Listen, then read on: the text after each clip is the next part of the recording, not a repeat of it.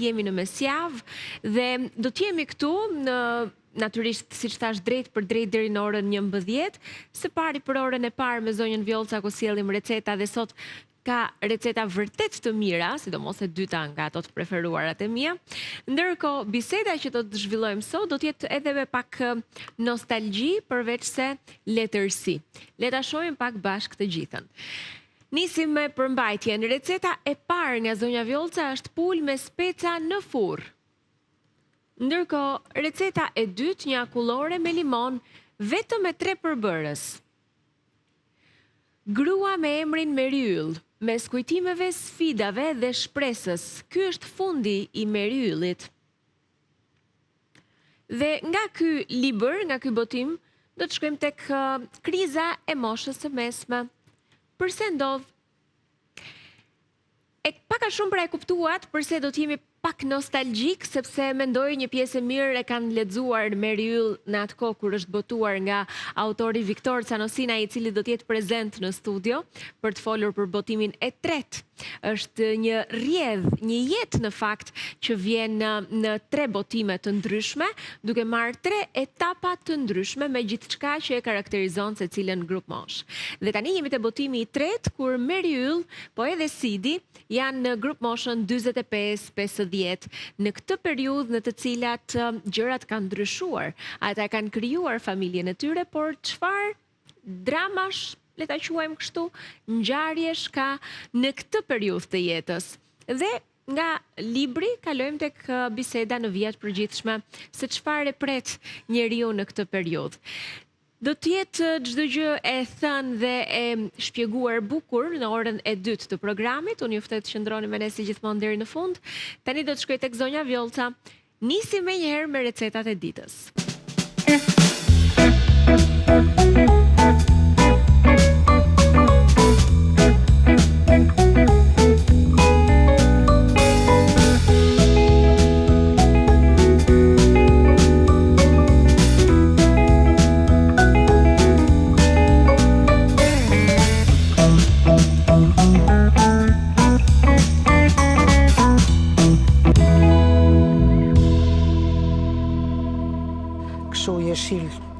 Po, do bëjmë një kombinim të përsosur me salcën e vetë. Do prita në kubik shumë të vegjël dhe mund të shoqërohet kjo me një pjatë makaron. Unë do silla me kënaqësi një pjatë makarona, por pilav. E sjell herë tjetër. Çfarë të doni, po dhe kështu me çik bukë të thekur me të ngjyrë, nuk di. Do ta transferojmë nga tigani pastaj në tavë. Këtu do ta gatuajmë pothuajse një 50%, pjesën tjetër në furrë. Dhe do bëhet një tavë mrekullueshme me pul dhe speca. Fillimisht do të skuqim mishin e pulës dhe pastaj po në këtë yndyrë do të vazhdojmë me përbërësit e tjerë. Do hedh këtu pak miell, një 3 lugë miell. Kuptohet ky miell nuk përfundon në tigan, vetëm sa të pudrosim mirë mishin.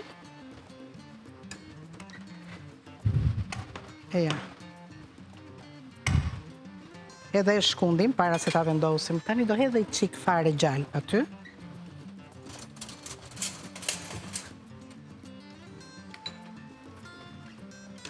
Vaj ulliri, pak gjallë dhe do t'i zverdhim një çik, është shumë e rëndësishme sepse kaq miell sa do të ketë ke pudrosja, gjithmonë luan shumë rol tek salca, tek lëngu që do krijohet.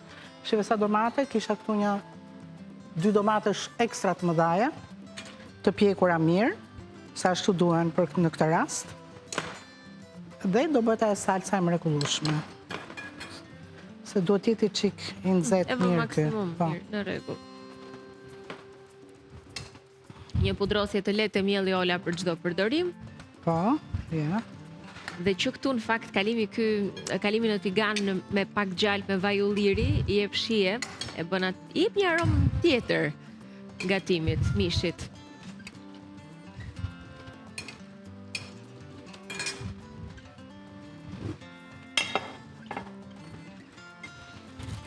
Dhe vaj është thuajse gati. Ai celulari im ka 2 ditë që jep 100% shi. Po, për sot edhe për nesër. Do thoni ju që e ke celularin vjetër. As shumë. Që si ka interneti është i njëjtë. Po themi aplikacionet janë të njëjta. Jo, se janë njëjta, nuk është njësoj, si ke celulari im, e ke celulari djalit. Ndodh në njëherë për shkak të llojit, për shembull, nëse ti ke përdor aplikacionin e telefonit, ndryshon për shembull kur ti e kërkon nga një website i dedikuar i motit. Sqaron se në këtë botë nuk janë ndryshime të vogla. Jam pak. Po ja, për shembull, ta shoh për kuriozitet, si e thot telefoni im thot Tirana, shi sot edhe nesër. Edhe çton të diel? Pse kishe pranë televizit ti? Po. Më vjen keq. Shijoj edhe me shi. Jo. Kam shpresë që do ndryshoj prapë. Pa, mirë, e ka regjia, më mirë do bëhet, mos përzitemi. Gjithmonë, kur e skuqim, e vendosim nga pjesa e lëkurës njerë. Pastaj, tani ka ardhur temperatura ku duhet, do ta zverdhim një çik ashtu të bardhë, siç tha. Komplet mielli tjetër mbeti këtu.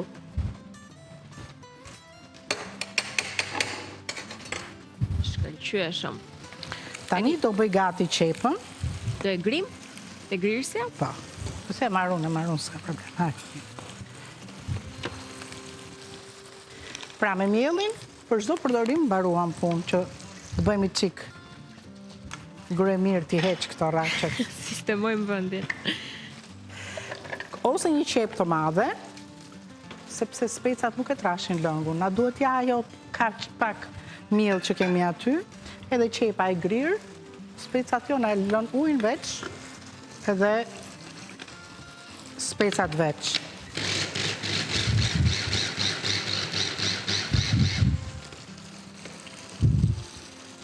Ja gati. Ta shohim recetën? Po, e shohim recetën, po nuk janë zverdhur akoma, duhet edhe një çik. Shkoj lodhën pak.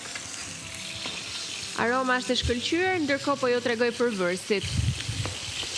Do të duhet të bëni gati për recetën e parë që po sjell zonja Vjollca për ditën e sotme, rreth 800 gram deri në 1 kilogram mish pule.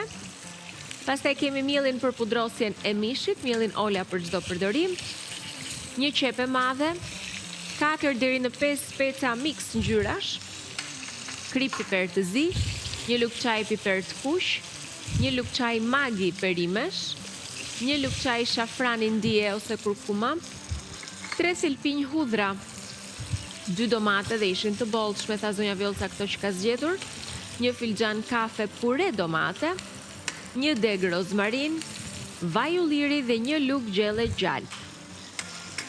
Këta janë përbërësit, shohim vazhdimin e recetës. Shumë mirë. Tani unë po pres në 4 ore me brinj 1 centimetër specat.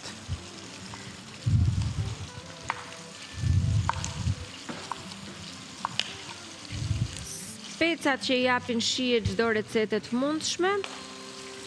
Ndërkohë, dalemi pak tek botrori që po afron. Jo më larg se data 11 qershor, ajo datë që do të jetë piknisje e emocioneve të jashtëzakonshme që ofron futbolli dhe konkretisht kampionati botror, i cili kthen të gjitha syt drejt këtyre ndeshjeve nga i gjithë globi, po themi. Do shtojmë qepën. Po e shtoj kështu që mos më... Vjollca mos duhet ta lëvizëm këtë, jo. Temperaturën? Jo. Në rregull. Tani i transferojmë nga tigani në tepsin që do ta gatuajmë.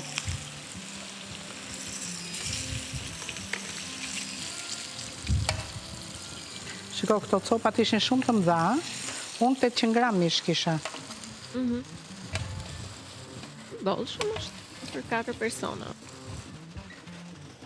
Kemi filluar dhe ne, për shembull, mora sa kofsha pule, edhe thash ti sillja sot, thash jo, i sill mbas ditës mërkur, jo kofsha, falni, krah pule, që t'i marinoj, që të mendoj për receta që ato që do të shikojnë sportin në shtëpi, me një gotë birë, të mos mërziten. As mos i dërojnë, në moment që mërziten, tak një gotë birë edhe më rregull. Edhe një krah pule. Kështu që... Vërtet të shëron ushqimi i mirë. Kishte ca informacione në fakt në lidhje me kampionatin për ndryshimet e rregullave, tipit në momentin që kalohet në goditje anësore duhet mos kaloj 5 sekonda, portieri mos ta mbaj më shumë se 5 sekonda topin. Janë trajtime do të bëhen jashtë fushë në momentin që dëmtohet një lojtar. Nuk do të lejohet që të kur komunikojnë futbollistët njëri me tjetrin, mos mbajnë fanellën tek pjesa e gojës që mos të kuptohet nga të tjerët. Pra duhet jetë një transparencë në këtë rast komunikimi çfarë ata bëjnë. Edhe goditjet nga këndi do të mund të kontrollohen nga arbitrat me sistemin VAR dhe sistemet tjera që normalisht funksionojnë në futboll. Dhe kartoni i verdh i dytë do të mund të rishikohet sepse ai është me rrezik, kalon pra në karton të kuq kur e merr kartonin e verdh të dytë dhe nuk do të jetë kështu kaq e thjesht një vendim i arbitrit, por me mundësinë e rishikimit. Rregullat të cilat e përmirësojnë, mendoj unë, edhe bëjnë më të drejtë lojën, po ka plot edhe topi do të jetë i karikuar, zot sa shumë gjëra ka ndryshime po themi për këtë kampionat, po ç'është më e rëndësishme? Si do të jetë topi? Është me një sistem të caktuar që karikohet, me tip GPS-i për që të diktohet, të vërehet çdo lëvizje dhe vendosje e topit në fushë. Pra që edhe sikur të jetë ajo vija, e ka kapur vijën, ka dalë pozicioni jashtë loje, ku diun këto gjërat. Unë jam tifoze vetëm me kombëtaren tonë, nuk kam shku deri këtu detajet. Edhe me Brazilin, pra e lam që isha me Brazilin. Pse tani inshallah s'vjen djalim çofi sport shpike unë, se besoj. Mirë, atë ditë kur të jetë ai me skuadrën e tij. Ai është me Gjermanin, kështu që nuk e di. Po, dhe me Brazilin tonë, kur luaj Brazili do bëj tifozlik. Do japat energjinë time. Faleminderit Zona Villca që bashkohesh. Dhe ku do t'i ndiqni të gjitha ndeshjet në ekranin Kampion, në TV Klan, të gjitha emocionet do t'jenë drejt për ju. Gol edhe unë hodha. Vijojmë. Tani, specat nuk dhilëm shumë, sa të ulim pak volumin, 3 minuta mjafton, se dua që të më bëjnë pak edhe si të pjekur në furrë.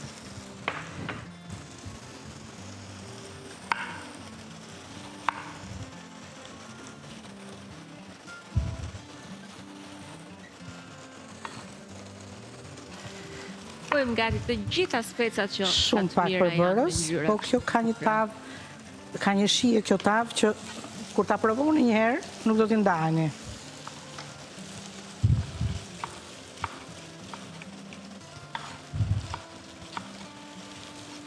Në pjesën e dytë do bëjmë një akullore me limon. Po. Me 3 përbërës ishte në titull. Po, vetëm me 3 përbërës. Shumë e thjesht, nuk ushqet e shtëpisë, dhe mua më rezultojnë shumë komod këto akulloret. Edhe e di se çka brenda.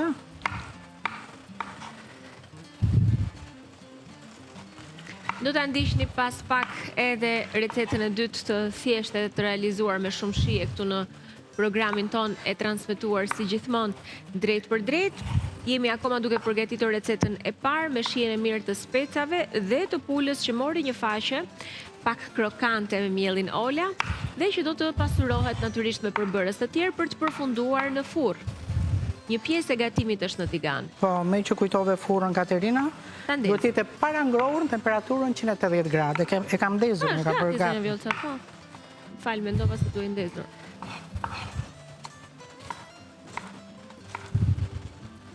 Ta trazojmë dhe një herë.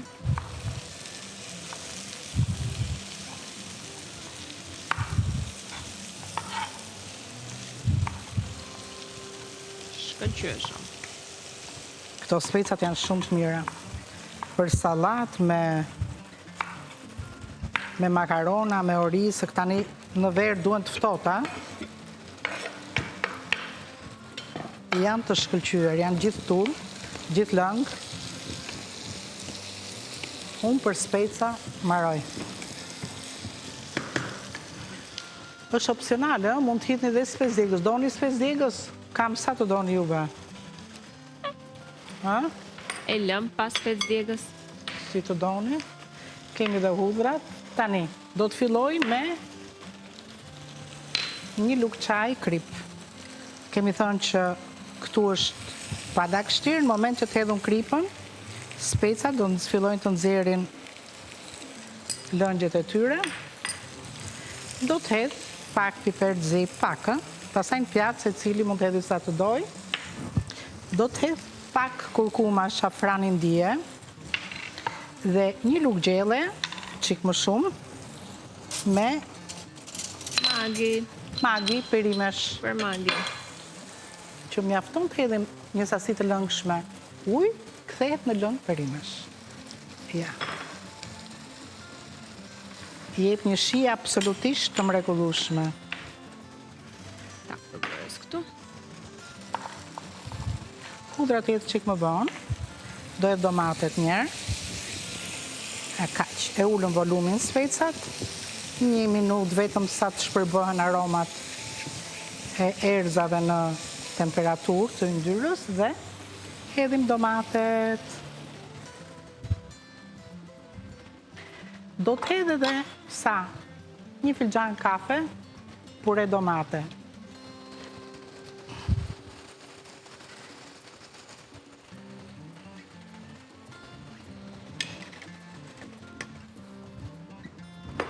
I përzej. Po.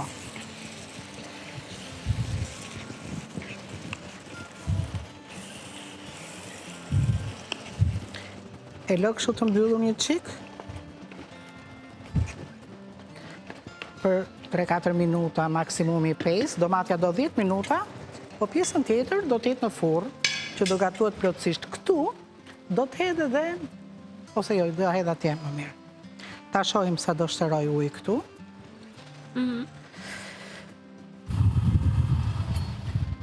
Në rregull, tani do bësh hudrat edhe rozmarinën.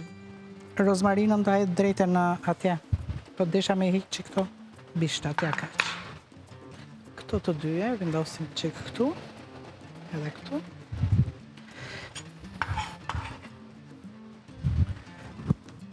Në rregull.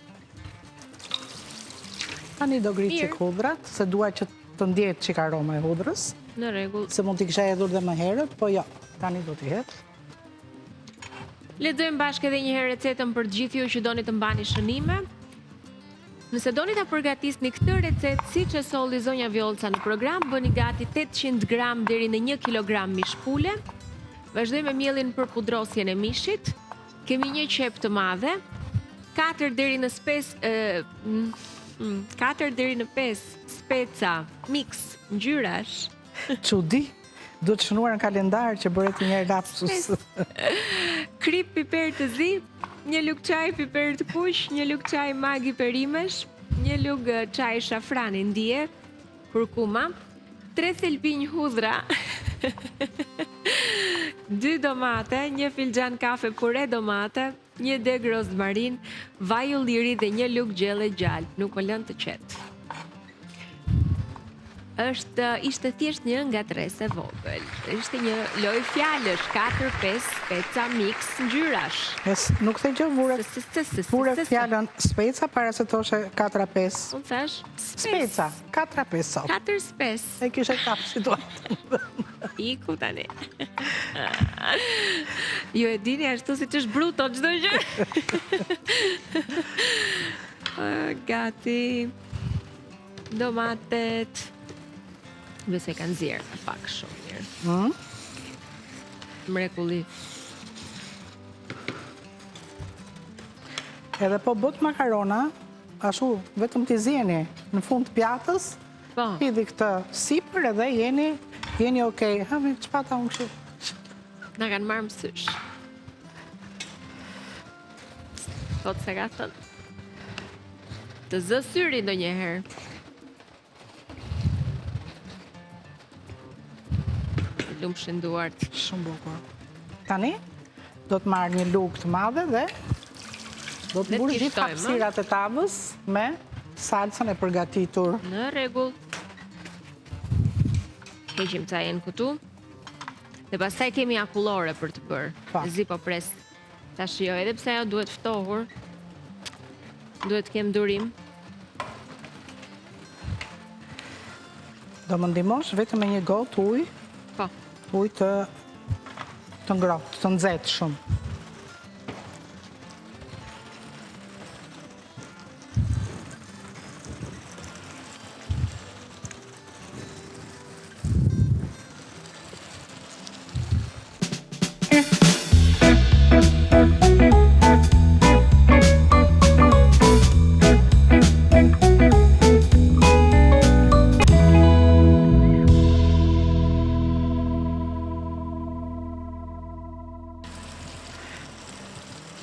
Është super intens. Ka ashtu be. E fikim këtu.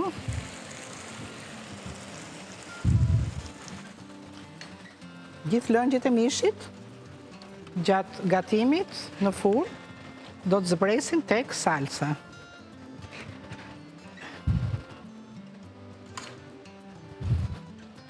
Si të duket, Katerina? Sa e mirë është. Se është e plot si salcë nga Po domate. pra, tani kjo për ajksadori, rreth 30 minuta në furrë, 30-35 minuta, thahet fare. E pra e do një gotë ujë të nxehtë, Po, është shumë e nxehtë. me shumë sakrifica. Kot se vurat ajo kana unë. Jo me pra kemi dhe kanën e porcelania të voglën, është fix 220 ml. Ajo e vogle.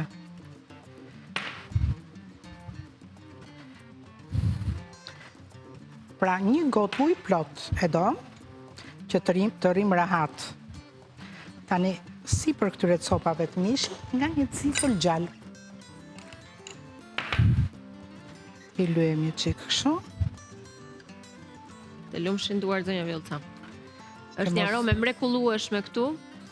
Dhe jam e bindur që ju e imagjinoni fare mirë shihen edhe do ta përgatisni një recetë si kjo. Shoqërojeni ndoshta me një pjatë pasta ola. Besoj këto të shkurtra të shiko, shkojnë. vër gisht, pa i parë fare, vër gishtin zjej, vëri në fund dhe je okej. Nuk është nevoja fare të sikletosësh. Penet, Pa. zura. Moj pene, moj farfalla, moj këto të tjerat, ato kachurrelat, Këto këtu. po, shkojnë, fuzili, Po, ato tjerat, akoma dhe më të mira, ato... këtu. Unë po them, mos i shifni fare, vini gishtin meri zjej, vëri në fund të pjatës dhe pasi ti konsumoni, flasim bashkë. Bile do të shetë, qëkeja për më le rahat, të shioj rahat, gjithës. Jam. Ka që ishte. Ka gjë për të fshirë aty rreth e qarkë? Pri ka dagit që këta. Këtu vetëm pak salcë.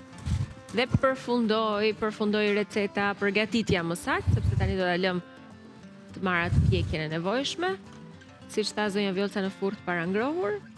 Pa, E ja mbaroj. në rregull jemi. Sa e mirë. E vëm këtu. Kjo ishte receta e parë.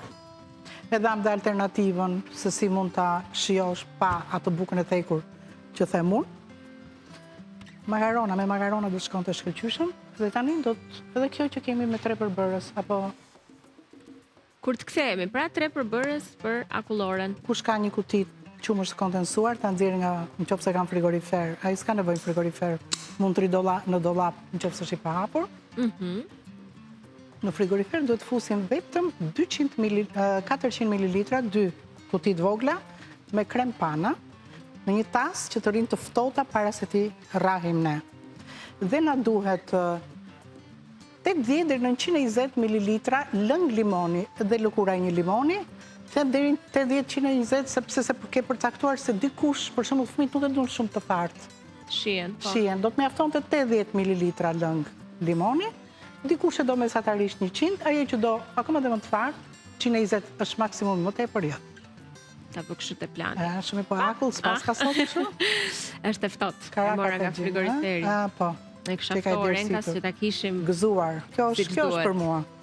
Një kafe të lutem, një doppio express. Përse unë e kam me çokoladë. Po, nuk e dorë me çokoladë. Çoko dhe kakao. Se e gjitha vetë kolonën zanore. Është ama ice choco këtë që preferoj unë me çokoladë dhe qumësht që mund ta konsumojnë edhe të vegjëlit kushdo dhe në çdo orë të ditës sepse nuk ka kafein.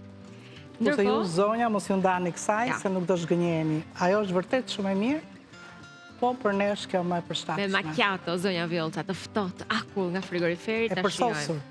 Prisni pak.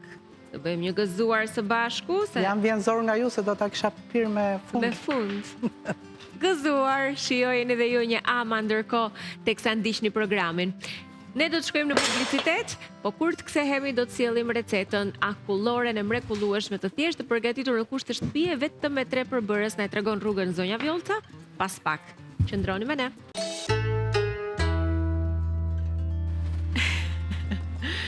Jemi rikthyer në program. Jemi rikthyer në shije shtëpie për të sjellë në këto momente një recetë shumë të dashur për sezonin e verës dhe her pas here pse jo të mos e përgatisni në shtëpi vetë. Është një akullore me 3 përbërës, ka thënë zonja Vjolca, do t'i shohim të gjitha së bashku. Siç e shikoni ju, ky tasi është veshur me avull se ka qenë frigorifer së bashku me 2 kuti të vogla, 200 herë 200, 400 ml krem pana. Do të arrahim derisa të filloj të marrit trajtën e marengës, marengë vezë bardhë rrah, po jo që të arrahim ta kthejmë si në borë, do të ta bëhet kështu, toptha. Absolutisht jo, jo që të ngurtësohet shumë. Se pastaj dhe kur e nxjerrim nga frigoriferi, dhe pse mund ta lëmë në 10 minuta, sa asnjëherë nuk serviret, sa nxirret nga akulli, akullorja vën lëret ajo e na të ri një 10 minutësh. Po. Kur ti ka ardhur shia për të ngrënë akullor, një 10 minutë, dhe fut shumë thjesht atë kupën e akullores për ta mbushur. Do ta rrajmë derisa të fillojnë këto vjaskat të theksohen. Jo në fillim që është gjendje e lëngshme, po që të ngurtësohen, po pak. Sa të formohen pak ato vijat e helipës. Se pastaj kthehet përsëri në gjendje të lëngshme, se do hedhim edhe kremin atë këtë më falni. Qumshtin e kondensuar. Qumshtin e kondensuar, do hedhim edhe lëngun e limonit. Bukuri. Unë du një nutribullet, se dua edhe pse këto janë shumë të grira, dua që mos ekzistojnë fare të...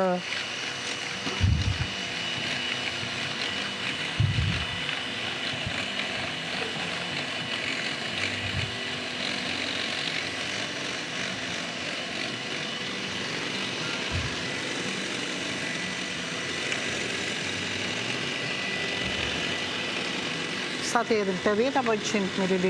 100. Le tjetë pak e ashtë. Nuk pyet askën dhe thash vetë, më falni që në. Pra, si që shikoni, është ke 100 ja këtu, ke para fare. 100 ml. E hedhim aty?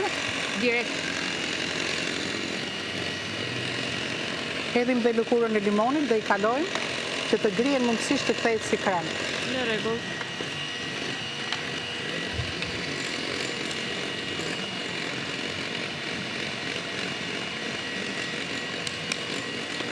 Se nuk është këndshëm kur ne janë ndjem ato copza. Bravo.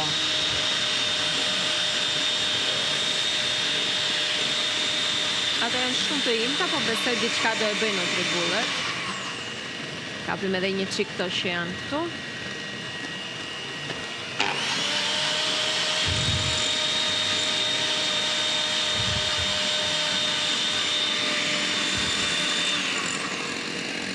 Shkëlqyshëm. Kjo ishte.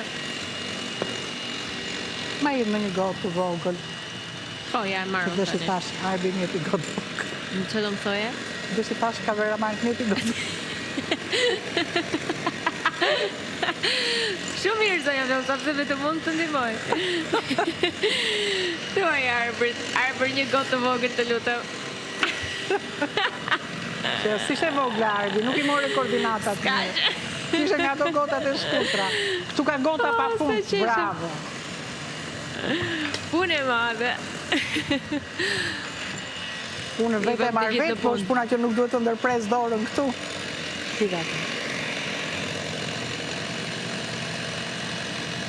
Pra duhet bërë kjo punë me qëllim që lëkura e limonit të mos ta mbetet gjatë kohës që ne do konsumojmë këtu, i kemi marrë aromën, pak sa ngjyrën.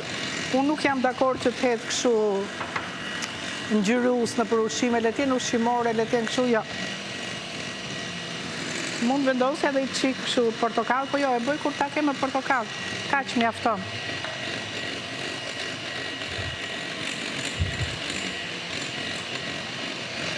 A e bën këtë ke hapun, se problem.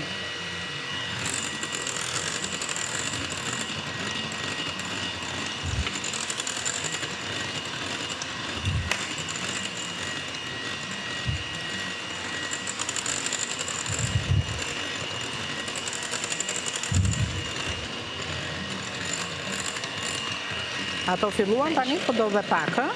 Po. Se është akoma pak e lëngshme, po themi, kështu që do edhe ca të përgatitet. Ne dal nga dal do lexojmë edhe përbërësit e recetës thjesht për t'i patur ju të përmbledhura, në mënyrë që t'i shënoni, t'i mbani mend dhe të dini saktësisht kur të vi dëshira për të bërë një akullore vet, t'i bëni gati përbërësit, të bëni këto 2-3 blerje. Dy do thoja se limona përgjithsisht e mbajmë në shtëpi të gjithë, nga pak, por qëllon ndonjëherë që mbarojnë. Ja t'i shohim pak përbërësit. Kemi 400 ml krem pana ëmbëlsirash, një kuti qumësht të kondensuar, 80 deri në 120 ml lëng limoni, kjo pra sipas preferencës sasia, aftësia që doni t'i jepni, dhe një lugë gjelle lëkur limoni nëse doni ta shtoni këtë si aromatizues, por e përforcon shijen e limonit. Vetëm kaq, edhe akulloret me limon shijojnë shumë, sidomos pas ushqimit, sikur të rregullojnë shijen. S'dëgjoja gjën se bën zhurmë. E di, po. Kamalla dëgjojnë zonja. Po them se na kanë ndihmuar çunat me mikrofonët. Shumë mirë. Tani, ka filluar që t'i lërë këto shenjat e lika, po të jetin qik më shumë duhet.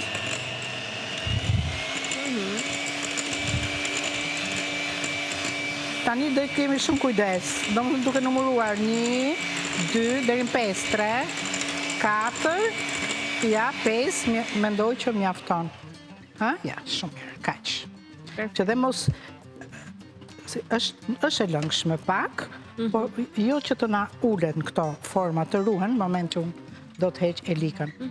Do të hedh tani qumshin e kondensuar dhe derisa të kombinohen këto të dyja së bashku, dy përbërës, pana me qumshtin, duhet ta rrajmë, po jo me shpejtësi të madhe, me shpejtësi shumë të vogël.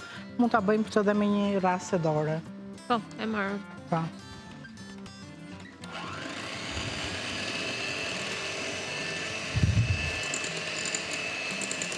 Duhet, kam përshtypjen më e madhe, se kjo e vogla s'na bën punë. Mirë lëre, s'ka problem. Është pak si e Se bën dhe kjo shkurtër. me kështu lëvizje të vogla, Okej. jo të shpejta.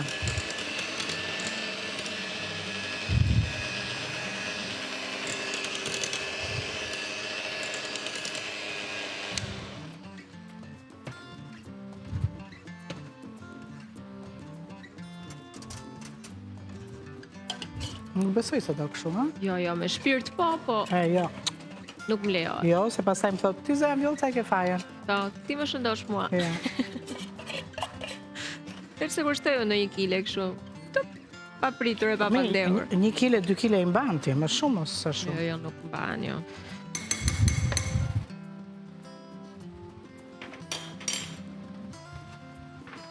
Thash me lëvizje të vogla.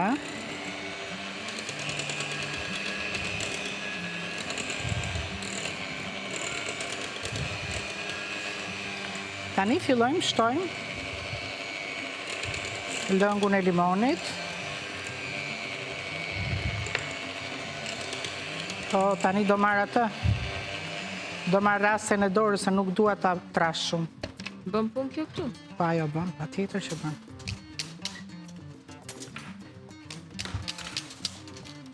Dhe rasja Ken Wood e mbaroi misionin e vet. Ta shtoj? Po, avash. Po. Enën e ke zgjedhur vetë, besoj, Po, e kam këtu ke sirtari, ku është letra, si do ta shtrojmë qik me telefon. Sa mire pas ka bërë në tribullet edhe e ka rraur mirë. Po pra. Pra, të punë është njësh. Nuk ka. Për të bërë salsa, për të bërë çfarë të duash ti. Jo me hidhja se ja. Po nuk duken ato, janë shumë. Mund të marrësh një lugë të vogël ta provosh e çik shihen si e ka? Se nëse do limon akoma, kemi sa duash në frigorifer. Ja, qa konsistence mrekullueshme. Ha njërë. Ne ta provojmë tani si ka dalë. Shumë e mirë. Limon Jo më shumë limon. Pra. Jo më shumë se është ka shijen e limonit, po është edhe e ëmbël nga pana. Mrekullisht. Është e fjala, beso dhe kontrollo. Megjithëse Katerina po heshti, djej që si pëlqen. Jo, tash është shumë e mirë, ja do e shohësh dhe vetë që nuk do më limon. Jo. Absolutisht mendoj që dhe ju në shtëpi, nëse doni pak majhoshe, më të shumë, është brenda normës, mesatarisht majhoshe. Nëse keni fëmijë, bëni për fëmijën, rrini ke 80 ml. Shi si është bërë, si këshu krem pasticcerie, këshu duhet. Të lumshin duart. Tani do marrim këtë tavën. Dhe do ta vendosim me produktet fino. Pa tjetër. Do na duhet telefoni fino që të bëjmë vendosjen e duhur të akullores. Kjo është prej guri, është mirë shumë, se edhe po të shkojmë ne në për dyqanet e pasticcerisë, nuk i kanë as xhami, kauçuku jo herë, kështu që i kanë të tilla.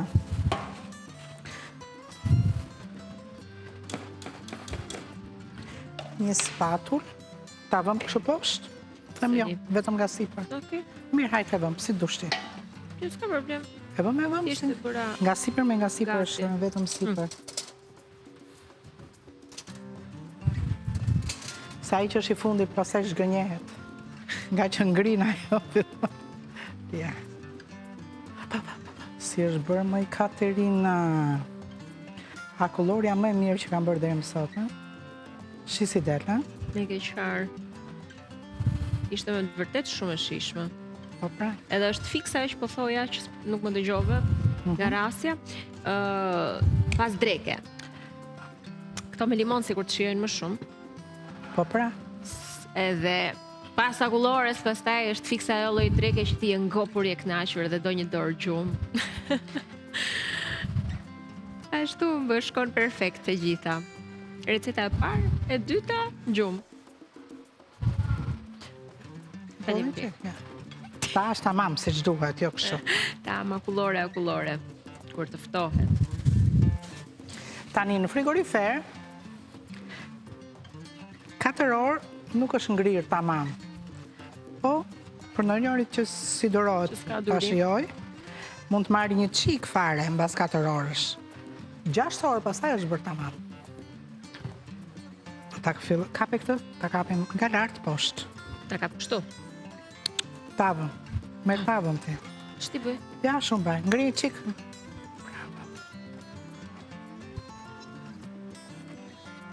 Këtu. Se duhet mbyllur. E sjellësh rrumbullak. Po, rrumbullak, pastaj e pres me thikun çalli, vët freskët, se kjo merr lagështirë, nuk ngjitet më. Po. Kështu që bukur. Por bën një punë të shkëlqyer çdo produkt fino, edhe për akulloren, edhe për gatimet e ndryshme në furrë, edhe për mbështjelljen me letër alumini të ja hermetikisht produkteve. I dhe këtë nga avioni se gjen gjë. Nga avioni. Ta edhe nga avioni. Test. Po. Ja, një moment, japim një rrotull këtu që ta gjej letun, pastaj herën tjetër. Drejtë në frigorifer dhe akullore për sosur. Ju garantoj për këtë. Respektoni 1/1 hapat dhe gramaturën e produkteve dhe nuk do të zhgënjeni asnjëherë për 5 minuta, sa 10 minuta më falni. Mos. Ja, ta vendosim tani. 10 minuta në televizion, se. Si? 10 minuta në televizion, se në shtëpi nuk shkon aq. Po pra se ne bërëm edhe një qikë, kështu e shoqëruam pak me fjallë. Shpjeguame. Po kështu e kanë këto si punë e luleve. Recetat, nëse ti o do flasësh o do ta mendosh pozitivisht që atë të bëhet e mirë.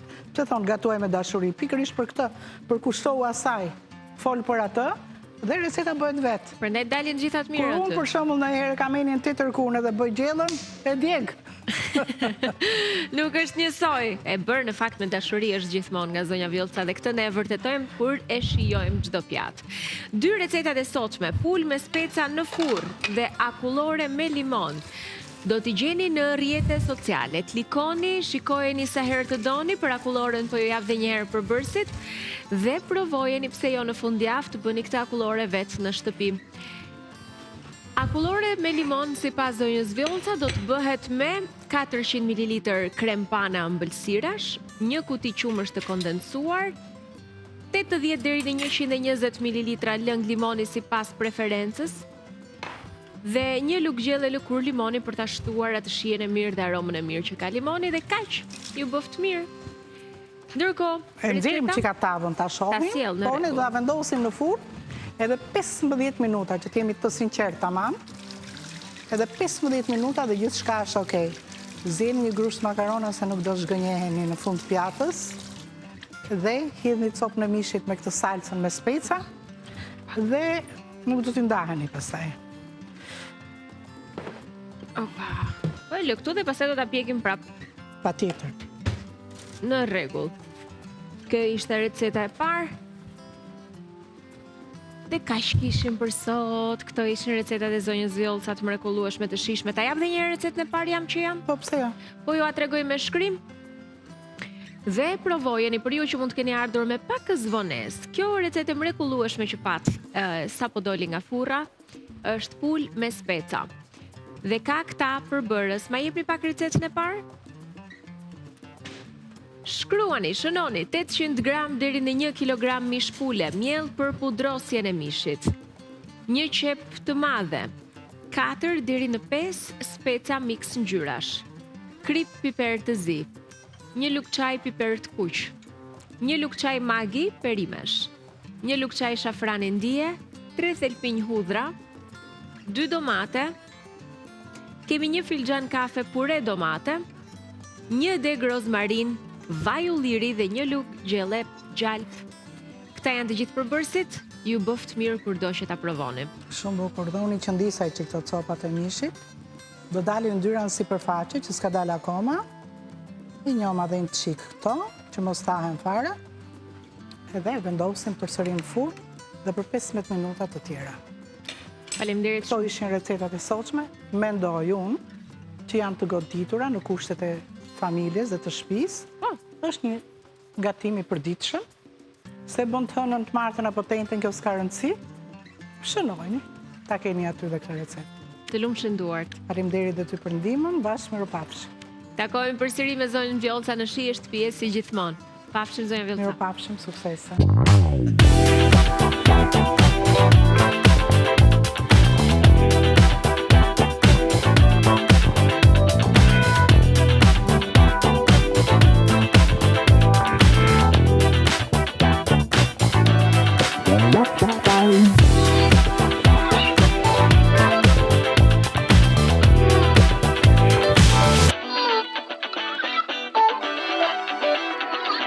Siç në fakt ju thash edhe në hyrje të programit, sot do të jetë Viktor Canosina me ne. Është kënaqësi shumë e madhe që jemi bashkë.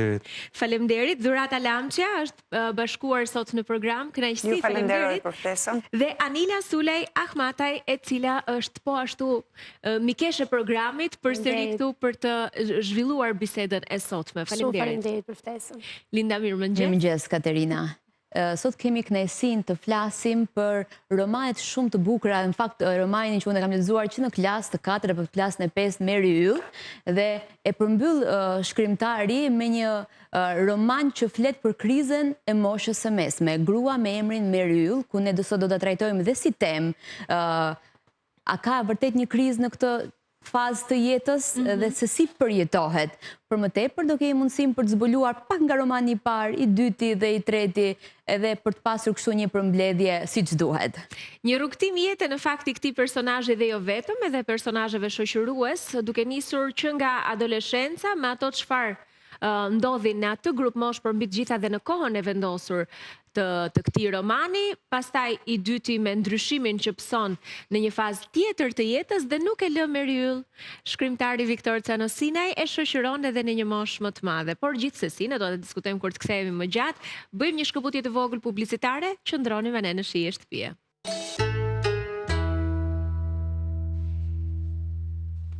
Jemi pikërisht te ky botim, te ky libër, këtu do të fokusohemi sot. Grua me emrin Meriull. Ata të cilët e kanë lexuar 2 botimet e para, natyrisht që e njohin fare mirë këtë personazh, e kanë pëlqyer, e kanë shoqëruar gjatë rritjes së saj dhe do të vazhdojnë tani me pjesën tjetër të jetës. Është në fakt pjesa e fundit e sagës së 2 heronjve, Meriull dhe Sidi. Përse vendosët që të ishte ky fundi dhe jo ndoshta edhe një libër tjetër për një moshë në vazhdim? Personalisht nuk jam partizan e këtyre gjërave në vazhdim, po i dyti u shkrua si pasojë e kërkesave të shumta nëpër vite që kisha nga lexuesit, sepse i pari ishte lënë qëllimisht i hapur, fundi i hapur, siç quhet në letërsi. Po. Edhe linte shumë hapësirë për një vazhdim. Pasi u shkruajti e dyta, vura re që pandashmërisht Meriull, vura re që edhe prap kishte shtek për një se jeta vazhdon, sidomos e personazheve kur rriten e kështu me radhë. Tani a do ketë pjesë 4 këtë nuk e di, po Po me mbylljen në fakt, lë për të kuptuar që po. e ke kap shumë bukur, po. Po me këto mend që kam tani nuk besoj se Po do ishte shumë interesante të vazhdonte. A mund ta them për publikun 2 fjalit e fundit, është problem? po. Natyrisht është një dialog, edhe unë po ndalem vetëm në një paragraf të shkurtër të fundit fare. Çfarë zbulove që nuk shkon, pyeti duke nuhatur atë që po ndodhte. Ja mora dorën e djathtë dhe ja vura mbi gjendrën e frikshme të zmadhuar nga hiçi. Nuk është ajo që mendon, sa ai duke mputhur. Në trupin e njeriut dalin gjendra pafund, ndodhin ndryshime. Meri nuk do të ndodh ty pavarësisht historisë familjare. Ti je një grua e fortë. Do ta mposhtim atë gjendër, çfarëdo që të jetë. Historia jonë është histori jete dhe dashurie. Kemi ende shumë rrugë për të bërë. E shikova përmes lotëve dhe për herë të parë në jetë, dyshova se dashuritë të mëdha kishin prapa një mallkim. Kaq. Ky është fundi. Mua më lë të mendoj që mund të ketë edhe vazhdim, por gjithsesi mbetemi te kjo. Ajo është pjesë e frymëzimit tuaj edhe nuk mund të parashikojmë se frymëzimi me siguri është një tik, një moment. Me këtë personazh mund të ndodhi çdo gjë se unë e kam si rob shtëpie tani. Po. Është në familjen time është antare. Pavarësisht se nuk duket, nuk ulet në tavolinë e kështu me radhë, po është në jetën e të gjithëve ne, të familjes. Kështu që mbase me kalimin e vite mund të mlindi ngacmimi për të bërë një vazhdim, nuk e di. Të shikojmë. Meriull ju e lindët, ju e rritët në fakt. Po. Kështu që është një personazh që edhe mund ta drejtoni ju ku doni në vazhdimsi. Fuqi e bukur do të jetë. Zakonisht në si personazhet kanë logjikën e vet të ecurisë. Nuk mund t'ja imponoj shkrimtari sa do imponus që është shkrimtari se e shkruan vet librin. Ata ndjekin një logjikë të vetën, edhe ajo në këtë roman ndjek logjikën e vet të karakterit të vet. Tashmë është prokurore e shtetit. Ka një karrierë të shkëlqyer në drejtësi. Arrin të bëhet edhe kryetare e prokurorisë. Po në këto vite që kemi jetuar, këto 2 dekadet e fundit, sidomos ju e dini shumë mirë se sa e ndërlikuar ka qenë jeta me sa problematika pa fund, me probleme të korrupsionit, të karrierës, të përplasjeve politike, etj. Që dashur pa dashur ndikojnë edhe në jetën personale, familjare të njerëzve. Po, pra e profesionalja përzihet me Po, personale. patjetër, sepse kam bërë një pyetje naive një ditë pa naiv, se unë i përkas atij brezi që kur të përmendin prokurorin atëherë të kalonin mornica në për trup. Ishte figurë e frikshme. Edhe e futa këtë personazh në karrierën e drejtësisë si prokurore, po kishte një frikë kështu time që nuk e njihja mirë këtë karrierë, këtë. Edhe në panajir vjen një juriste një ditë nga ato të panajirit edhe e pyes me naivitet, domethënë, që s'kishte hi as për moshën që kam. Zonjë thash, do të bëj një pyetje, si janë këto prokurorë në jetën private intime? E më pa e që ditur kështu, si gjitha gratë e tjera, tha. Edhe këtu është ajo që desha të thoja që karriera në detyrë përzihet me problemet familjare, me problemet e fëmijëve dhe me marrëdhënie me bashkëshortin, i cili është kirurg ortoped. Edhe si shumë mjekë në Shqipëri kap dora në ndonjë dhuratë në thojza, edhe mes tyre lind një konflikti gjatë, i heshtur dhe i hapur, sepse si të gjithë njerëzit të ndronin për një vilë në fshat, vilë në thojza se shtëpi. Një shtëpi. Se vila është, po ta shikosh në fjalor, vilat janë ndërtesa gjigande. Këtu në Shqipëri përdoret vila kështu. Edhe me çfarë lekë do ndërtojë kjo? Edhe këtu fillon. Dhe të gjitha këtyre probleme i bashkohet pastaj edhe ajo e ashtu quajtura kriza e moshës mesme, që unë nuk ja uroj asnjëras nga ju, ose po ndodhi se normale do ta kaloni sa me mirëkuptim, me bashkëpunim, me mbështetje, se në thelb çdo krizë kur ka një mirë menaxhim, një mbështetje, edhe dyja palët ka përcehet. Patjetër. Kështu është edhe me këtë krizë të moshës që ndodh mes shumë çifteve dhe në shumë raste përfundon me divorce, që numri të cilave tani edhe në Shqipëri është bërë si në perëndim, gati gjysma e martesave Që përfundojnë në divorce. Shifrat rriten, fakt, vit pas viti. Dhe në fakt është kjo periudha mosha mesme që konsiderohet edhe më delikate, më vështirë, edhe si që ju e keni përshkruajtur dhe në roman. Pra, në profesion shumë të mirë, një prokurore realizuar nga ana e karrierës, një mjek, po ashtu i realizuar, po sërish duket se nuk shpëtojnë. Jo, unë gjykoj që të gjitha çiftet ndodh. Ku më shumë, ku më pak, po ndodh për shkak të bashkëtesës së gjatë. Vjen një rutinë, vjen një lloj lodhje. Njeriu vetvetiu kërkon gjëra të reja, emocione të reja. Dhe kështu ndodh, si pa kuptuar, që ngrihesh një mëngjes dhe shikon që sikur njeriu jot më i afër shtetërsuar është dikush tjetër. Dhe ti përpiqesh të zbulosh çfarë ka ndodhur, ndërkohë të njëjtën gjë bën dhe ajo me ty. Por unë jam i mendimit që është thjesht fazë kalimtare. Edhe kërkon thjesht pjekuri, edhe mbështetje për njëri tjetër, ka përcehet për mua. Ka përcehet. Ja të pyesim pak edhe zonjat, po. Ka përcehet kjo krize? Patjetër. Nuk krizat janë pjesë normale, besoj e psikikës, me atë që thonë të gjithë teoricienët. Në fakt do ta shtyja pak më tej në raportin me letërsinë. Letërsia ka një raport shumë të bukur, le të themi me njeriun, sepse shpeshherë shërben si një lloj pasqyre ku ne shohim veten, dhe për më shumë kur kemi kënaqësinë që në studio të tilla të kemi dhe realisht krijuesin e veprës letrare, ne ndërtojmë një lloj kimie të brendshme e cila i kalon kufit e një produkti letrar që ka mbaruar tashmë dhe që na jepet për ta shijuar, për ta përjetuar, për të reflektuar, për ta analizuar.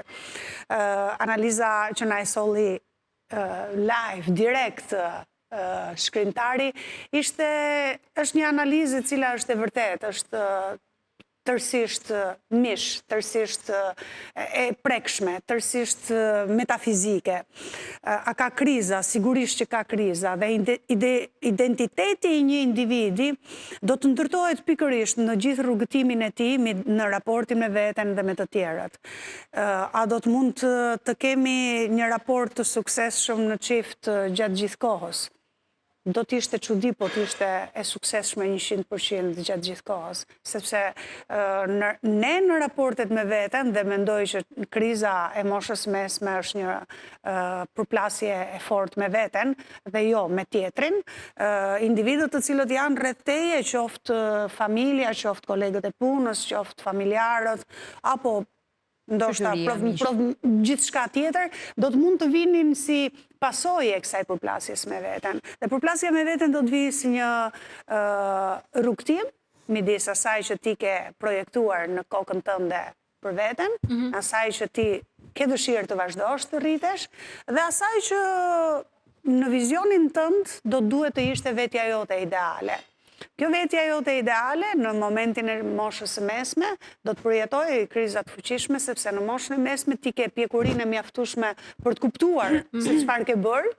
Je më e ndërgjegjësuar. Patjetër, sepse i ke konkrete, edhe ato idealet i ke përsëri të matshme, të prekshme, dhe nga ana tjetër ti nuk ke impenjimet të cilat ty të kanë bërë të dukesh e vlefshme në thonjza në rolin e gruas në familje, të kanë bërë të ndjesh e vlefshme deri tani më.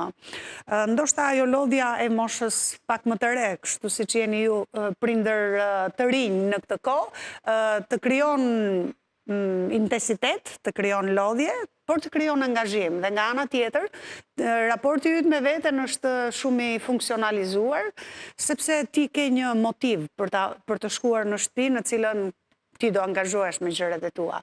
Në momentin që fëmijët kanë ikur, ti kthehesh në shtëpi dhe nuk ke të njëjtin motiv. Por a ka një zgjidhje? Zgjidhja është raporti me vete, rikthimi tek vetja, investimi tek vetja, tek ndjenjat e tua, tek dëshira jote, dëshira për ta njohur veten, dëshira për të gjetur kënaqësinë në të përditshmen tënde, në gjetjen e kënaqësisë në ato që është më e rëndësishme për ty, edhe raporti me të tjerët, por i nisur nga vetja. Po, por ajo çfarë ndodh në ditët e sotme, pikërisht ky raport me veten, edhe ky fokus ndaj qëllimeve personale, rritjes personale, kënaqësisë personale, ka krijuar deri diku shkëputjen me atë çfarë ne jemi deri më sot dy. Dhe mund të jetë baza ose themeli i një rreziku të mundshëm për shkëputje, sepse ti e ke vëmendjen akoma dhe më shumë të shtuar drejt asaj që sidomos kur mendoj 45, 50 këto grup mosh, në perceptimin tim është gjysma jetës iku dhe një gjysmë ndoshta më ka mbetur. Edhe ndoshta të fut në këto mendimet që sikur ta shijoj ndryshe, po është kjo pjesë e krizës? Sikur ta shijoj ndryshe njeriu besoj ka gjithë jetën. Por i ka përcen me forcën e rinis, i ka përcen me vizionin që gjëra do t'i bëj të mundshme, ndoshta në momentin pas i kalon 40 apo 45, ti kupton që jo të gjitha gjërat që ke patur dëshirë t'i bësh mund mos i kesh të mundshme. Ndoshta kjo të krijon këtë lloj vakumi. Fuqia për mendimin tim e një mashkull dhe se një femre që ndron për të sjellë gjithë jetën si një krijesë shoqërore, jo si krijesë biologjike. Ky është konflikti më i madh i racës tonë, i racës njerëzore. Do sillemi biologjikisht, si në kohën e pyllit, nga kemi ardhur, apo do sillemi në mënyrë sociale, duke mbështetur familjen dhe rrjedhimisht edhe shoqërinë. Kjo është një sfidë e vështirë. Nuk është e lehtë fare, sepse kuptohet jeta ka shumë dhe ti nuk mundesh do ti provosh të gjitha, të shijosh gjitha kur ke një shteg, një rrugë ku do të ecësh në jetën tënde.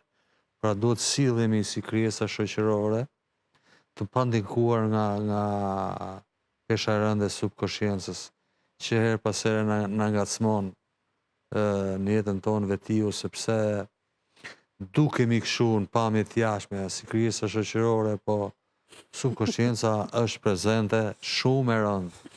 ka një peshë shumë të rëndë dhe zgjohet her pas here, duke na çuar drejt instikte të pa parashikueshme, të pa shpjegueshme ndonjëherë, që ndodhin krejt papritur. Kështu që kjo nuk duhet përsëris tani gjëra që i ka thënë Freudi këtu e një shekull përpara. Kjo mbetet një luftë e hapur. Instikti, biologjia dhe të qenit në norma dhe në shoqëri. Paka shumë kjo ndarje, në të cilën njeriu qëndron në mesin e të dyjave, kam përshtypjen, po thjesht nuk duhet ta anoj për të ruajtur ekuilibër. Unë në fakt po improvizoja tani personazhin Meri Yll, si do të ishte në aktualitet, nëse do të ishte në prokurorinë, në institucionet tona, bashorti i saj një mjek dhe do të jetonte në kryeqytet, në Tiranë. Është, mendoj unë, disi e çuditshme të japësh një analizë konkrete lidhur me faktorët që ndikojnë në jetën e një çifti, në jetën e një individi apo në jetën njerëzore. Lidhur me situatat dhe rrethanat në të cilat ndodhen që në jetë njerëzore, ka faktorë të ndryshëm të cilët destabilizojnë jetesën e tyre. Të qenurit, destabiliteti vjen si një mysafir në përditshmërinë tonë dhe ne nuk e shmangim dot. Në momentin që ne mendojmë se jemi stabilizuar, aty ka nisur destabiliteti. Mosha jonë, që në fakt unë jam 40 sot, mendoj që e nis destabilitetin për shkak dhe të një forme pjekurie që fiton me kalimin e viteve. Një formë pjekurie jo vetëm mendore, por një formë pjekurie emocionale po, por një formë pjekurie në përditshmërinë e tij. Pra, është, po e themi kështu pak rëndom, është pjekur për të përballuar ditën sot. Pra, dikur ky individ ose dikur unë në një ditë normale nuk e kam përballuar dot ditën me emocionet që më ka dhuruar apo me ato çfarë më ka sjell. Ndërkohë që në një moshë të tillë je paksa, mendoj unë, më i përgatitur për shkak të fenomeneve që të kanë ndodhur në rrugtimin tënd jetësor. Dhe çdo element që të vjen në jetë, qoftë dhe fenomenet siç jemi ne të qenurit nën, pra, je nën, ke lindur, ke sjell në jetë një krijesë. Ky është një fenomen që ndodh te gruaja, por nëse të ka ndodhur, do të thotë që nuk je bërë vetëm nën, por ti ke ndryshuar gjithë shkat mundshme në anën psikologjike, emocionale, fizike, jetësore, bashkëshortore dhe në marrëdhëniet që ti ke me njerëzit në punë. Dhe unë mendoj që çdo lloj fenomeni që vjen në jetën e njeriut është një lloj pjekurie, që të mëson. Varet e menaxhimi se si e menaxhon për ta pasur një benefit në të ardhmen dhe ta shtrosh për të ndihmuar që të ngjitësh shkallët ose të ecësh në shkallët pa urrëzuar. Por varet pastaj se si e menaxhon, për të mos humbur faktin që ne jetojmë në një kohë ku edhe vetë ajri është ndikues në jetën e njeriut, ku edhe vetë natyra, vetë qyteti ku jetojmë, puna që bëjmë, me njerëzit që takojmë çdo ditë, bashkëpunëtorët që ne jetojmë çdo ditë, janë elementë të cilët ndikojnë tek ne, ashtu dhe ne jemi element që ndikojmë tek ata. Dhe menaxhimi i ditës të çon pastaj tek menaxhimi javor, mujor, vjetor, jetësor. Po, më fal. Vetëm një pyetje, meqense e nise si një, le të themi, referencën e kishte tek vetja. 40 vjeç dhe kam një pjekuri tjetër, i përballoj gjërat ndryshe, kam mësuar edhe normalisht kjo përkthehet në një përballim më të suksesshëm. Apo? Nuk mund të them përballim më të suksesshëm. Mund të them që kuptoj më lehtëshëm atë që më kanos ose atë që më vjen. Një jetë e vështirë e bën më mirë këtë gjë? Një jetë e vështirë nuk e bën më mirë këtë gjë, por një jetë e vështirë të vë ty përpara një pasqyre edhe kur nuk e ke atë pasqyrë për të parë se cilat janë mangësitë tua dhe cilat janë ato që ti duhet të rregullosh. Mendoj që shoqëria civile, shoqëria shqiptare, shoqëria në tërësi ka ndryshuar. Ne themi gjithmonë që e përdorim rëndomt në jetën e përditshme, ushqimet, hormonet, gjithçka që bëjmë na kanë bërë ne që të ndryshojmë. Por në fakt njerëzit janë po të njëjtat qenie që kanë qenë dikur. Pavarësisht kohës, ndryshimit, mënyrës ku kanë jetuar, ku kanë Po mund të të bëjnë të ndryshosh tërësisht trajektore, pra ajo kriza që themi që e përjeton mosha e mesme, të bën të ndryshosh komplet rrjedhën ti vetë, ke menduar që shiko, duhet bëj diçka komplet ndryshe nga kjo që po bëj? Qoftë në aspektin familjar, qoftë në aspektin profesional? Unë mendoj që një njerëzor ose një njeri ose një bashkëshort ose një bashkëshorte, në qoftë se ka ndërtuar një jetë deri në atë moshën e flasim 40, edhe për post peripecive që do t'i sillen vërdall, apo konflikteve, apo mos keq kuptimeve që kanë në çift, asnjëherë nuk e tjetërsojnë dhe nuk e bëjnë atë të ndërmarrë një nisëm, mendoj unë në optikën time, të rinis një jetë të re, edhe kur ka provuar të rinis një jetë të re, asnjëherë nuk e ka bërë më mirë atë që ka menduar se do ta bënte më mirë. Jo, domosdoshmërisht. Do bëjmë pak debat. Po patjetër, në optikën time gjithmonë, pra asnjëherë nuk e ka bërë më mirë, kur them më mirë nuk po them për një veprim. Një veprim mund të ndodhë. Ka njerëz që kanë ndryshuar tërësisht dhe profesion, domethënë në të 40-at, e kanë parë që nuk i gjejnë në vetë. Në optikën e tij apo në mendimin e tij edhe të saj mund të jetë që e ka ndryshuar tërësisht, por po ta shohim në një këndvështrim të tretë, pra në një tablo përballë nesh, ka pafund element që mund t'i diskutosh dhe të thuash që atë që pash këtu nuk po e shoh këtu dhe këtë që shoh këtu nuk e pash këtu.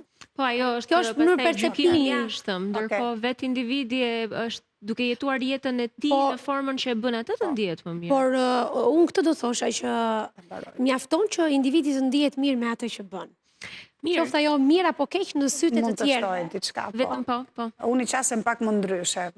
Eksperiencat janë shumë të hapura, dhe normalisht individët në varësi të përvojës që kanë patur, jo domosdoshmërisht vuajtje, jo domosdoshmërisht vështirësit, krijojnë sukses, edhe nga ana psikologjike, asnjëherë s'kanë qenë, ndoshta kanë qenë shtys për instikte, shtys për krijimtari, shtys në fushën e artit, po jo domosdoshmërisht vështirësitë të çojnë drejt suksesit, dhe jo domosdoshmërisht kushtet optimale të çojnë drejt suksesit. Sigurisht që ka patur shumë individ të cilët i njohim në jetën tonë të përditshme, që në krizën e moshës së mesme kanë ndërmarrë iniciativat e cilat kanë bërë të ndryshojë edhe karriera tërësisht, edhe jeta familjare, edhe ndryshimi i pozicionit, lënia e një vendi dhe shkuarja në një vend tjetër, i kanë parë me një këndvështrim tërësisht pozitiv. Çfarëdo lloj zgjedhje që individi bën, qoftë në një moment të krizës së moshës mesme, qoftë në një moment të pjekurisë së moshës së rritur, ideja e kalimit të adoleshencës, janë vendime që duhen përkrahur. Çdo individ ka mjaftueshëm arsye për të bërë diçka. Edhe nëse ka gabuar në një zgjedhje të caktuar, qoftë edhe kjo është e moshës mesme, minimalisht i ka krijuar mundësinë vetes për të gabuar, për të kuptuar që ai rrugtim, ai path, ishte rrugtim nga i cili doli me një përvojë të caktuar. Për këtë thoja unë për këtë arsye edhe divorci nuk duhet parë si fundi botës. Pikërisht. Kjo është në thelb është një alternativë, por jemi të rritur mjaftueshëm për të kuptuar që kur bëhet divorci si pirja e kafes, edhe shkon 1-2 martesa prishen, unë kam fikse këtu ka raporte gabuara me lirin. Se gjithë njerëzit gabojnë për shkak lirisë, nuk din ta menaxhojnë lirin. Jo domosdoshmërisht. Sidomos një popull si joni që vjen nga kufizime pa fund të lirisë dhe bie në liri dhe nuk di ta menaxhojë. Se s'ka përgatitjen. Jo domosdoshmërisht, ka ka shumë kushte që e bëjnë individin të gaboj, dhe të gaboj ose të dështoj, po jo domosdoshmërisht gjithë dështime duhen parë si lëndime, si plag, si pengesa në jetën dhe rrugëtimin tënd. Le ta ndryshojmë pak filozofinë edhe në pozicionin në cilin unë jam si pedagoge e edukimit. I shtym studentët tanë të qasen nxënësve të tyre fëmijëve me një le të themi jo disiplinim të rregullt, të rrept, por disiplinim pozitiv, drejt asaj për të pranuar dështimin dhe eksperiencën dhe përvojën si pasuri, sepse individët të cilët ja japin shansin vetes për të parë, provuar, ndoshta janë më të pasur. Ne jemi shoqëri parajgjykuese dhe përgjithsisht duke jetuar në një fshat të vogël kështu si Shqipëria, ne mundohemi individëve t'ju bëjmë biografinë përpara se të komunikojmë dhe të kuptojmë se si mendon ai. Por biografia e dikujt, ju profesor e keni të qartë dhe në librat tuaja e keni përcjell, që biografia e dikujt apo nëse shkruajmë jetë shkrimin e dikujt, nuk është vetëm perceptimi që të tjerët kanë për të. Është gjithë përjetimet që ai individ ka për veten dhe gjithë përjetimet që ai individ i ka ndërtuar imazhin e vetvetes, asaj që do të arrijë. Gjithsesi, unë në këtë libër kam dashur të jap një aspekt pak të mohuar Patjetër, shoqërisë tonë në raport me femrën, me gratë. e vërtet.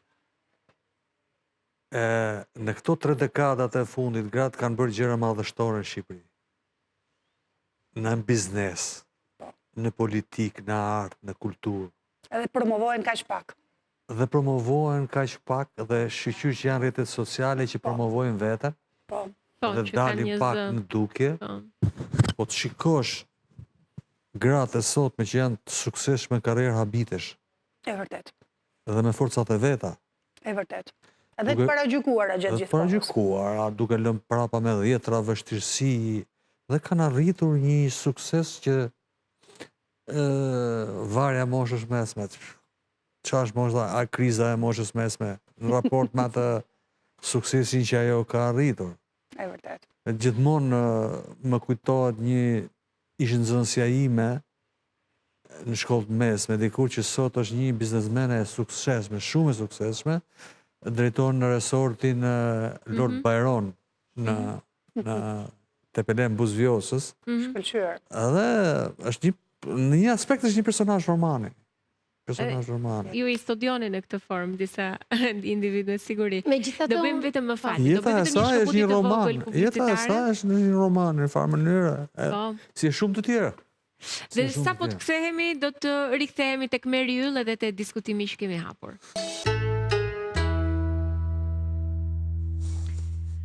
Grua me emrin Meri Yll është botimi i 3 nga Viktor Canosinaj, pas 2 botimeve të mëparshëm që ky personazh kryesor, por krahas Sidit, kanë treguar jetën e tyre. Dhe le të themi që është një brez një jetë e tërë, pra një brez i viteve 90 që i ka kaluar të gjitha vështirësitë që ka kaluar ndoshta edhe një bashkëmoshatar i Meri Yll në realitetin shqiptar gjithmonë. Me ato çfarë kjo vajzë ka kaluar që tek botimi i parë, me familjen e saj dhe dramat e trafikimit që kanë qenë të asaj kohe të atyre viteve, lidhja që ajo bëri me Sidin, mbështetja që gjeti tek ai, dhe në botimin e dytë besnikëria dhe të gjitha sfidat që gjen një çift në jetë moderne dhe tani më pas në të rritur 45 vjeç. Po janë bashk, pavarësisht se Meri Yll është personazhi kryesor, ju i keni vendosur nga fillimi në fund bashk me Sidin.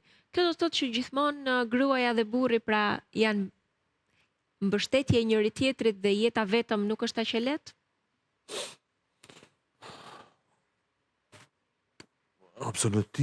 Absolutisht nuk është e lehtë pa një bashkëudhëtar. Ndryshe të udhëtohesh në një rrugë gjatë me shumë rreziqe vetëm dhe ndryshe kur ke një bashkëudhëtar. Kështu që të dyja palët kanë nevojë për njëri tjetrin. Pavarësisht se në momentet caktuar mund të kenë divergjenca, ai thotë unë dua të ndërtoj një shtëpi në fshat me burim lekësh që nuk justifikohet dot. Ajo i thot ti s'ke për ta bërë sepse ligji ka parime të veta. Dhe kështu lindin këto, po në thelb kjo nuk ka të bëjë me faktin që udhëtimi i tyre vazhdon. Është një udhëtim gjithmonë për bri njëri tjetrit. Dhe kur shkruaja këtë libër, her pas here dëgjoja një këngë shumë të bukur dhe shumë të mrekullueshme kushtuar grave, La Forza delle Donne, e një kantautore italian të njohur Gigi D'Alessio. La Forza delle Donne non finisce mai. L'amore delle donne non ti abbandona mai. Domethënë është një, si me thënë, një leitmotiv i jetës së shumë njerëzve, po edhe në këtë roman. Nuk është tani se ai tjetri vetëm pret nga Meri që kjo të tregohet gjithmonë kështu. mbështetje e tij, ndihmet e tij, dhe duket pak pastaj si burr i vogël. Të dyja palët me dy gjysma janë dy gjysma që plotësojnë njëri tjetrin në këtë udhtim. Po nuk është se ka jetë të lehtë Meri Yll.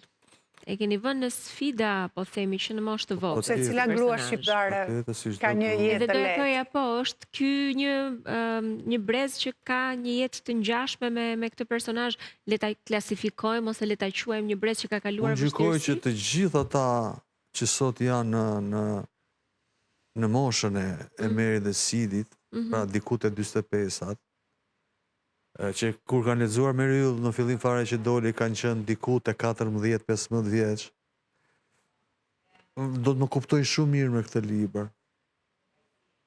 Do të më japin të drejtë në ato zgjidhje që unë i kam dhënë. Pra mund themi që ky lloj brezi ka kaluar gjitha këto peripeci, pra në vitet 90, që vitet vështira, që vërtet ka qenë pjesë trafikimi, vite që për gratë kanë qenë brez, shiko, kanë vite të brez që frikshme. kanë pas jetë të vështirë, të jemi realist.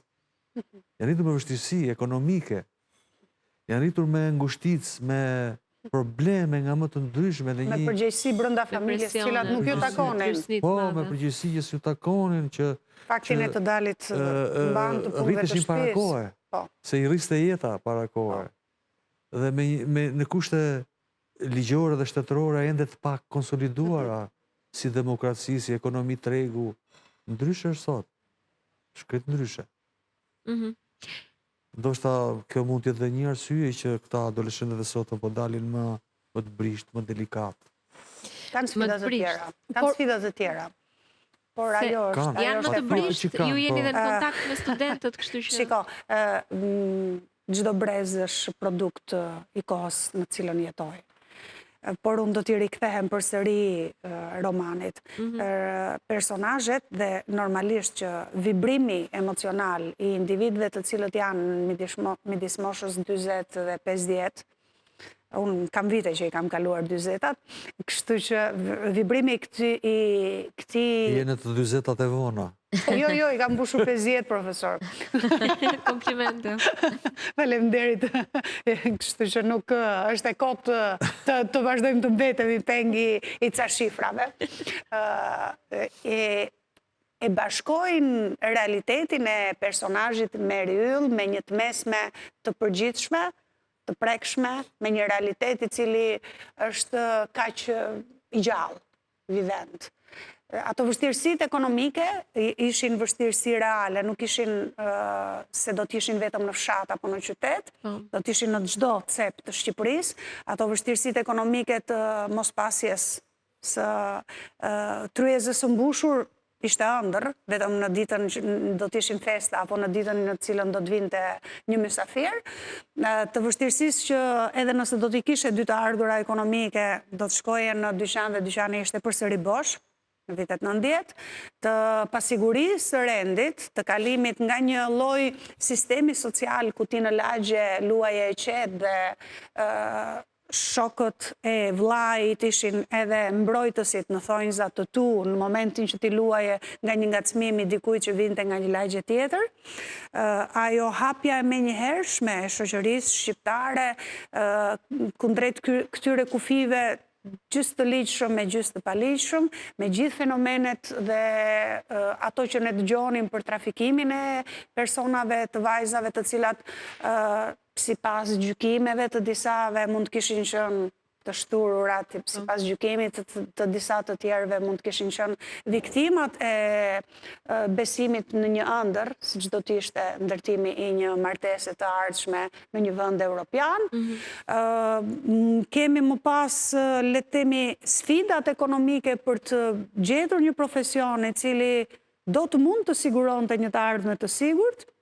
Her pas here bëjmë dhe kështu reminiscenca personale. Sigurisht në vitet 80-85 të mund të dilje mësues ishte një patente e garantuar e një profesionisti i cili ishte intelektual, nuk paguhej shumë, por ishte në rangun e intelektualve, ishte një punë e zgjedhur, ishte edukues i brezit të ardhshëm me radhë, dhe më pas viteve 90 në cilën ti del në profesion dhe prek që ajo rroga jote jote është, të bëjmë pak për të qeshur, ajo rroga jote është 2-5 vjeqe në muaj, ose nëse e merrim në 15 ditë, që ishte vetëm një 5 vjeqe edhe ca gjëra, të cilat nuk di se për çfarë të mund të dilnin. Dhe sfida ishte të vazhdoja, të ikja tek të afërmit e mi tek motrat dhe vëllezër që i kisha jashtë për të mbrojtur një diplomë jashtë shtetit dhe të mund të siguroja vetes, apo të vazhdoja karrierën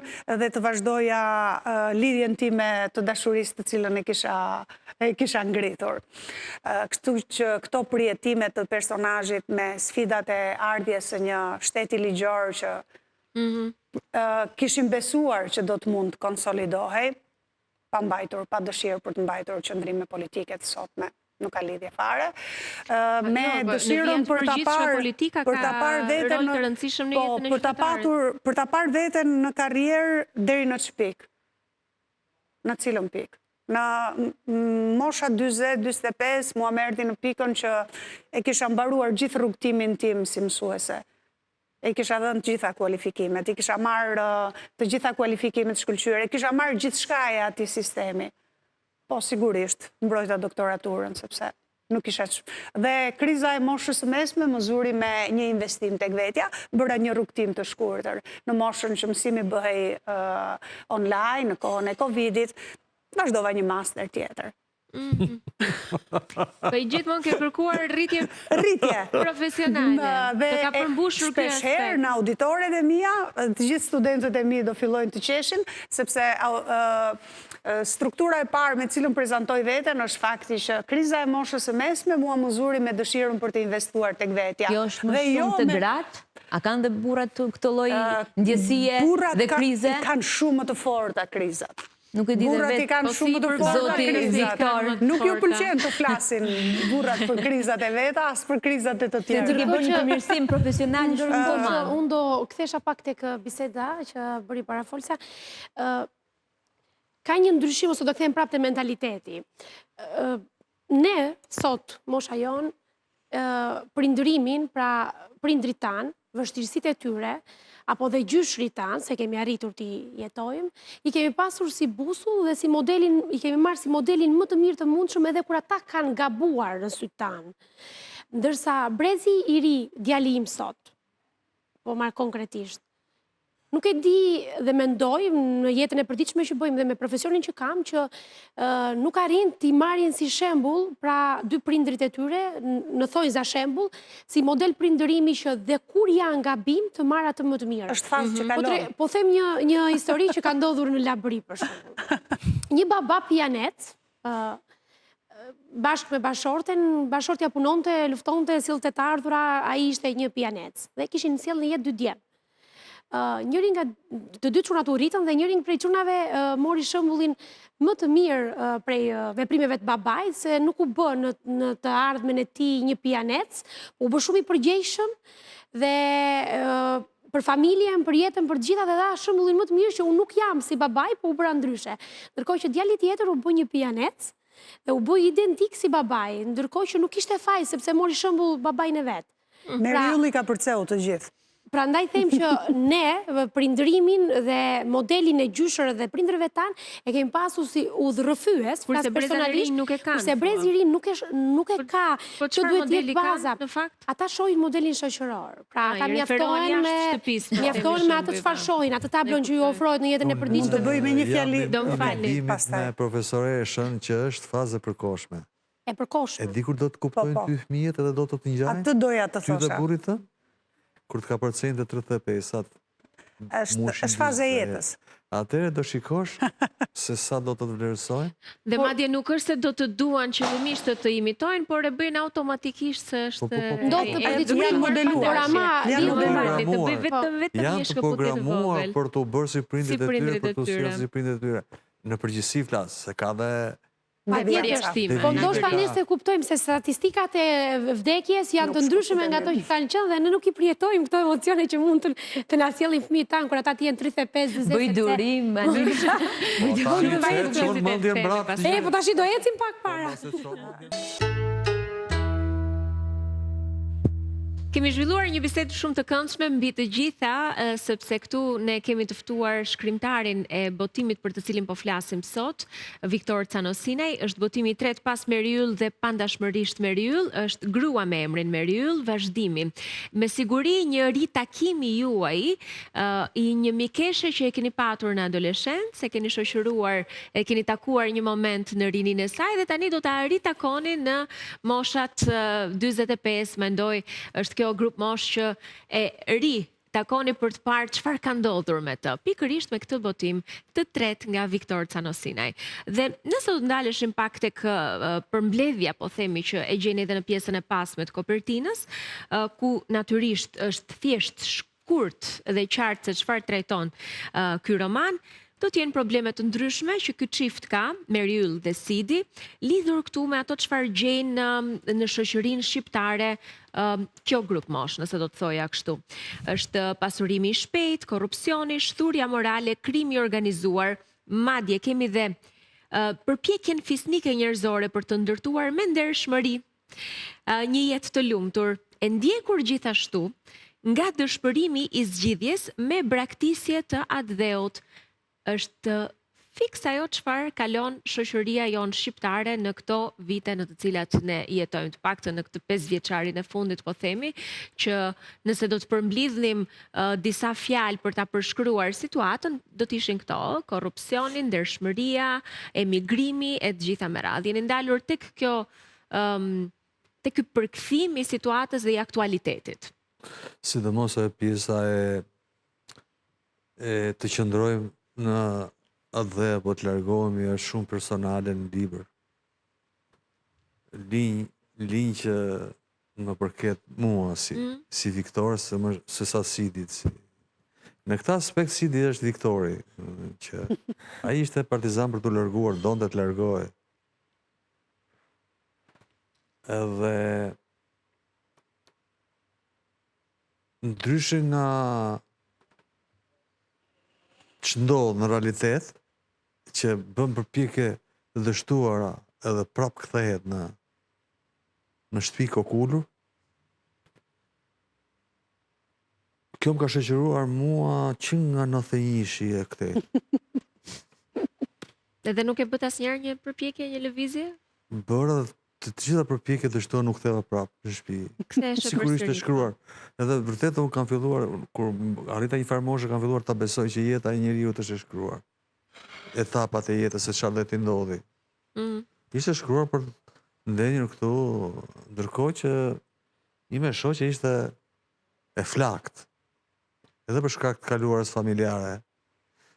Gjyshi i saj ka qenë emigrant ekonomik në Shtetet e Bashkuara që në kohë Zogut, që në kohën e mbretërisë. Pra, kishte një histori familjare me emigracionin, ja dinte vlerat e të gjitha, por për shkak të përgjegjësive familjare, rihape historia bëjnë e i sherë kështu dhe binin pezu prap. Në gjendjen që ku jemi sot, por ndoshta ka dhe në i fazë emigracioni pleqërie kështu me shku. Do ta bëje këtë lëvizje? Për të një 3 vjeçar do ta bëja me shumë dëshirë. Pra është një peng. Po që nga e kufizuar koha të paktën, një 3 vjeçar. E kam kështu dëshirë të vjetra. Është si pushim më shumë se sa emigrim. Do të thënë si një pushim. Sakt, për të ndenjur për shijuar. Ku do shkonit? Rrethinat e Firencës. Ka zgjedhur dhe Toskanën. Jo larg Shqipërisë. Toskana është një perlë. Është ide e mirë. Po që se ne do hyjmë në betë, siguroj që do blej një shtëpi në fshat. Shiko, Toskanën e shohin vërtet dhe në të dy setet kam dëgjuar shumë. Një vockë. Sidi do ta blej një shtëpi në Nuk është fshat. villa, ma është shtëpi. Dhe Sidi i identifikuar me shkrimtarin do ta blej një shtëpi në fshat. Shiko, në çdo fazë të jetës është adhurueshme dhe e pëlqyeshme Toskana. Në 30-40, kjo që keni aq shumë të drejtë dhe gjejmë veten të Lidhje me gjithë. moshën fare. Mund të quajmë vështirësi në mënyrën e të shkruarit, flas këtu nga eksperiencat e përditshme të jetës, ku njerëzit që lexojnë, në këtë rast romanin dhe gjithë fillimet e tjerë, e personifikojnë gjithë historinë me personin që e shkruan. Do me thënë, pse duhet ndodh kjo gjithmonë, kjo që atë që shkruajnë, pra bëjmë një poezi dhe njerëzit të kujtojnë ose të etiketojnë që e ke bërë për ndjenjat e tua, e ke bërë për veten Ky tënde. fenomen njihet lehtësi quhet realizëm naiv. Do të thotë që nuk personifikojnë veten me ato që shkruajnë. Besojnë shumë lexues që gjithçka ndodh në roman e ka bërë dhe autori, apo që autori është prezent, i di shumë mirë këto gjëra Ka disa teori letërsie. Jo, të pasqyruar jetën e tij, po. Ke shkruar jetën tënde, ke bërë Po, ndodh kjo. historinë tënde. Pastaj me kultivimin letrar të njeriut kjo ka përcehet. Edhe ai e kupton shumë mirë që Nuk është shkrimtari thjesht tregon një histori, nuk mundet shkrimtari të bëjë të gjitha. se unë mendoj që kjo na jep një lloj e bëra enkas këtë mini bisedë se më ka ndodhur që kam krijuar një varg, një poezi, edhe menjëherë më është thënë që Është hapi ka parë. ndodhur Poezia po, është pak më ndryshe, kam përshtypjen se në poezi juve që shkruani poezi, ndonjëherë zbrazni atë çfarë keni së brendshmi Mund në të atë ketë varg. pak personazhe. Po jo gjithmonë, jo gjithmonë, se këtë doja Kape me të thosh. poezi e kapur tamam. Aty të zun Je matë ka- zbuluan se çfarë ke dashur të Je thuash. kapur ma. Si ke qenë atë momenti që të ka ardhur dhe frymëzimi. lidhje. Jo, domosdoshmërisht, nuk ka lidhje fare. Nuk ka por, lidhje, se asnjë nuk shkruan në gjërat që ndjen ti. Ajo që i ndodh letërsisë, dhe që më së shumti e dim, letërsisë shqiptare sidomos pas në vitet e tranzicionit, është fakti që letërsia shkruhet, nuk promovohet. Ju përgëzoj për iniciativën dhe për tryezën e ndërtuar, dhe nuk është ndërtuar institucioni i kritikës letrare që të mund të përcjell në mënyrë të thjeshtëzuar ajo kritika gazetareske, jo ajo kritika e kritikëve, që të mund të përcjell në forma pak më të thjeshtëzuara për publikun e gjerë, formatin përmes të cilit do përjetuar, do konceptuar dhe do reflektuar termi yt poetik, tharmi yt poetik, ajo që ti ke nxjerrë. Kjo është ideja. Unë ju falenderoj pafund. Faleminderit shumë për prezencën. Faleminderit juve. Ishte kënaqësi që ne u ritakuam me zotin Canosinaj dhe për të sjell në vëmendje një tjetër botim të tij që jam e bindur që ju do ta ritakoni Mikeshën edhe miqt tuaj personazhe të këtij libri. Ne gjithmonë do t'i japim vëmendje librit se e meriton dhe janë le të themi piknisje e Shoqëria shumë shqiptare tematikave të tjera që ne mund të ka trajtojmë dhe të shumë nevojë, mësojmë. pafund, shoqëria shqiptare. Shpresoj shumë që e këtë kësaj mision timi duke e bërë si duhet. Faleminderit Ju shumë, përgëzoj. takohemi nesër.